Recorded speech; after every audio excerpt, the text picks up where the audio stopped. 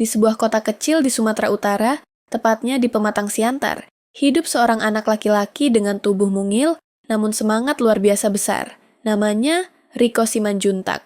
Bagi orang luar, Riko mungkin hanyalah anak kecil biasa yang sering bermain bola di pinggir jalan, menggunakan bola plastik yang sudah kempes, dan gawang yang dibuat dari sendal jepit.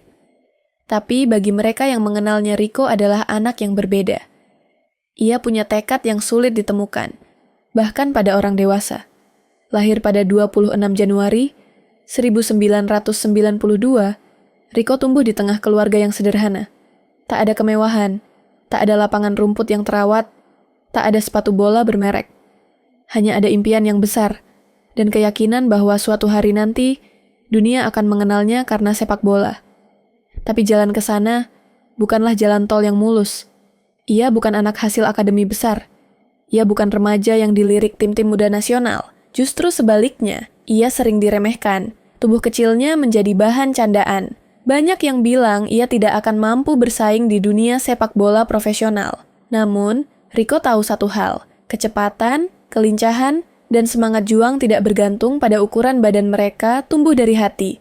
Riko memulai karirnya dari bawah, jauh dari sorotan media, jauh dari gemerlap. Klub-klub kecil seperti PSMS Medan, Gresik United, dan PS Bangka menjadi saksi awal perjuangannya. Ia tidak pernah mengeluh. Baginya, setiap lapangan adalah tempat belajar. Setiap peluit pertandingan adalah panggilan untuk membuktikan dirinya. Baru saat bergabung dengan Semen Padang, namanya mulai terdengar. Tapi tetap saja, perhatian publik belum benar-benar mengarah padanya. Baru ketika ia bergabung dengan Persija Jakarta, klub besar, dengan sejarah panjang sorotan mulai datang.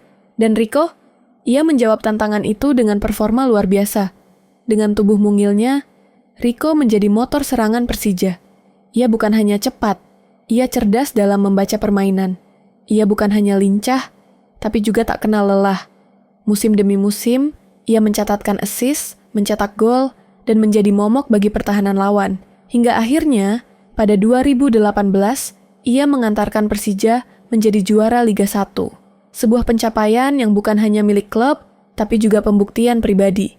Kejayaan itu mengantarkannya ke panggung tertinggi, Tim Nasional Indonesia. Mengenakan jersey merah putih adalah mimpi semua pemain, dan Riko akhirnya sampai ke sana. Ia mungkin tidak tinggi, tapi ketika ia menggiring bola di lapangan, semua mata tertuju padanya. Ia bermain bukan hanya dengan kaki, ia bermain dengan hati. Riko bukan tipe pemain yang banyak bicara. Ia lebih suka menjawab keraguan dengan aksi. Di balik sikapnya yang sederhana, ada dedikasi luar biasa pada olahraga yang ia cintai. Ia melatih tubuhnya, menjaga pola hidup, dan terus belajar. Karena ia tahu, perjuangan belum berakhir. Ia bukan hanya mewakili dirinya sendiri, ia membawa harapan bagi anak-anak kecil di seluruh pelosok Indonesia yang memiliki mimpi serupa. Mereka yang tumbuh di ganggang sempit, bermain bola di jalanan, dan sering diremehkan. Riko ingin menunjukkan bahwa mereka juga bisa, bahwa mimpi itu mungkin, bahwa ukuran tubuh bukanlah penghalang, asal hati kita cukup besar untuk menampung keyakinan. Kini, Riko Simanjuntak bukan hanya pemain bola, ia adalah simbol kerja keras, inspirasi bagi generasi muda, dan bukti nyata bahwa kesungguhan dan ketekunan bisa menembus segala batas. Dari tanah Siantar yang sunyi, suara kakinya kini terdengar di stadion penuh penonton.